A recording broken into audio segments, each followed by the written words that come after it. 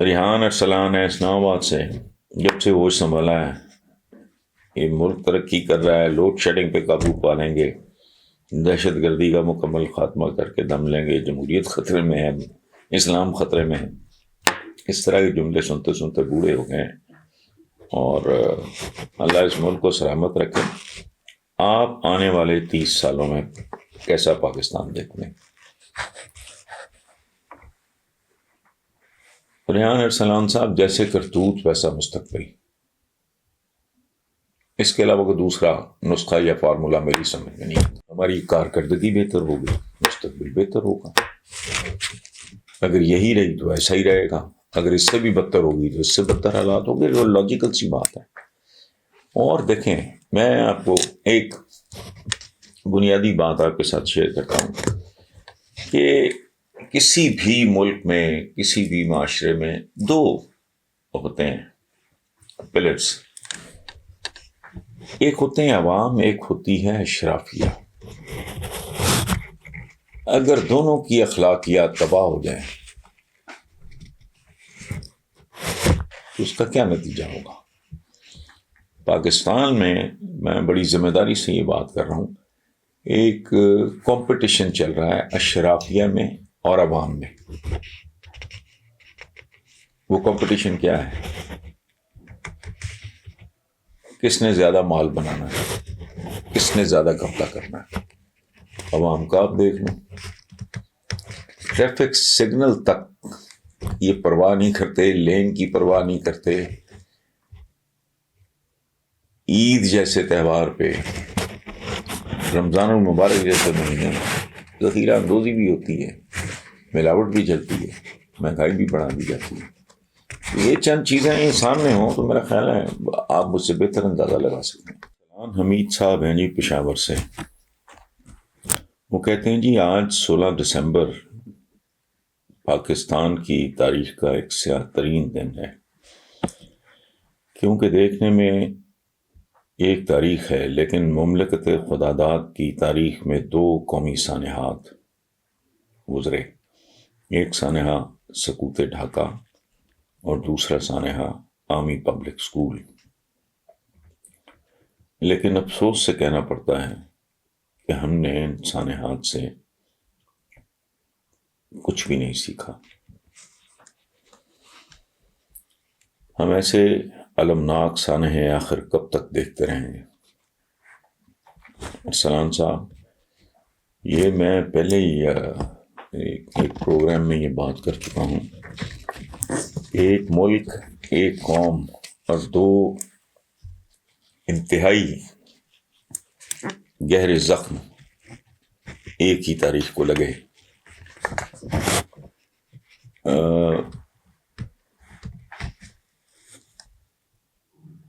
فال of Dhaka کی تو ایک تاریخ ہے.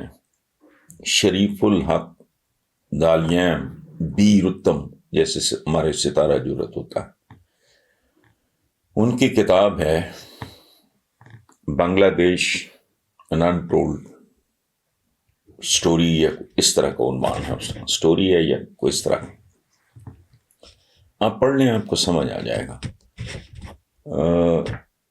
وہ جو ایک شعر ہے آپ نے سنا ہوگا، لمحوں نے خطا کی تھی صدیوں نے صدا پائی، انصاف کے بغیر گھر نہیں چلتا. یہ ریالٹی ہے. یہ جو ہمارے اسلاف کی جو وزڈم ہے کہ کفر پہ قائم معاشرہ زندہ رہ سکتا ہے، یہ ظلم پہ نہیں. اور ظلم ہوتا ہے بنیادی طور پہ ناانصافی. گھر ٹوٹ جاتے ہیں.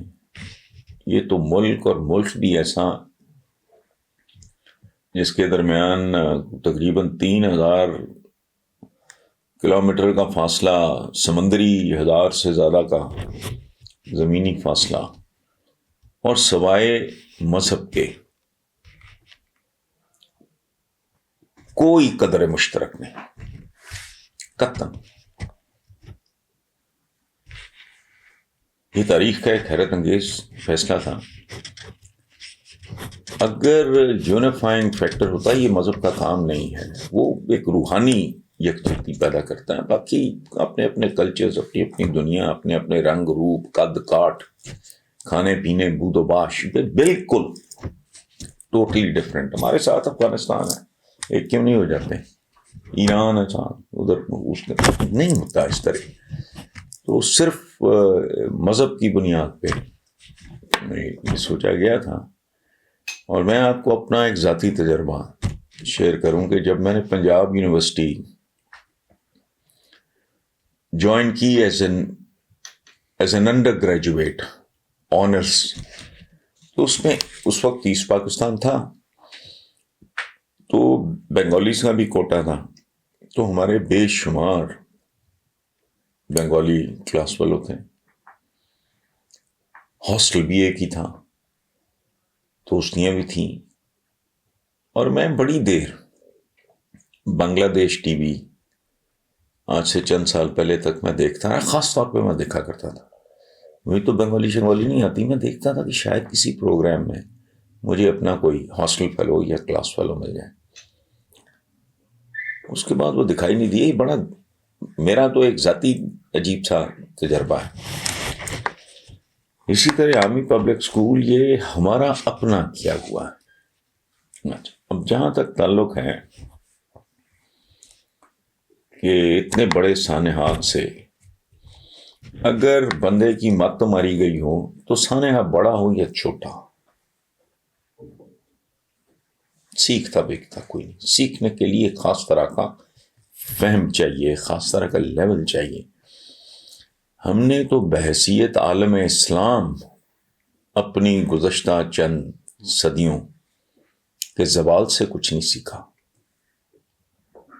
ہم برج العرب بناتے ہیں، ہم پتہ نہیں کیا کیا فاؤنٹنز بناتے ہیں، تو پتہ نہیں کیا کیا کرتے ہیں، بلڈنگ بناتے ہیں.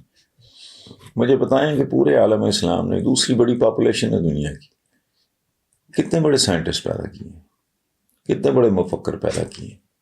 ایویں ہم کھینچ کھونچ کے بنا لیتے ہیں، فلانا شاعر فلاں ہے تو فلانا شاعر ٹمکاں ہے. کوئی فلاں ٹمکاں نہیں ہے، کوئی ایک سائنٹسٹ ہے. ہماری زندگیاں صبح سے رات تک جن چیزوں کے ساتھ بسر ہوتی ہیں، ان میں سے کوئی ایک چیز بھی ہماری تخلیق نہیں ہے. ہمارے ہاں آج تک خون دینا حلال ہے کہ حرام ہے، اعضاء ڈونیٹ کرنے یا گفٹ کرنے یا جو بھی ہے، یہ حلال ہے کہ حرام ہے. اچھا، میں تو چند دن پہلے میں نے ایک اور سوال اٹھایا کہ اینستھیزیا جو ہے وہ تو بے ہوشی کی آخری لیول ہے، تو اینستھیزیا بھی حرام ہے. تو کسی کا آپریشن کرنا ہے، سرجری کرنی ہے، تو ہوش کی حالت میں کرو. سیکھنا آتا ہے جب دماغوں کے دریچے کھلتے ہیں، علم سے، تعلیم سے، تربیت سے. تو جو ہمارے حالات ہیں وہ آپ سب کے سامنے ہیں، اس لیے اس پہ میں کیا کامنٹ کر سکتا ہوں. اگلا ہے جی ریحان ارسلان ہے اسلام آباد سے.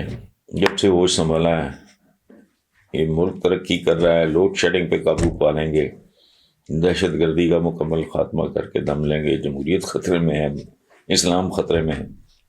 اس طرح کے جملے سنتے سنتے بوڑھے ہو گئے ہیں. اور اللہ اس ملک کو سلامت رکھے.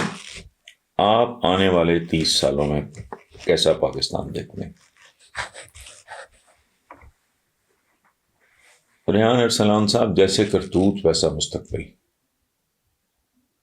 اس کے علاوہ کوئی دوسرا نسخہ یا فارمولہ میری سمجھ میں نہیں آتا.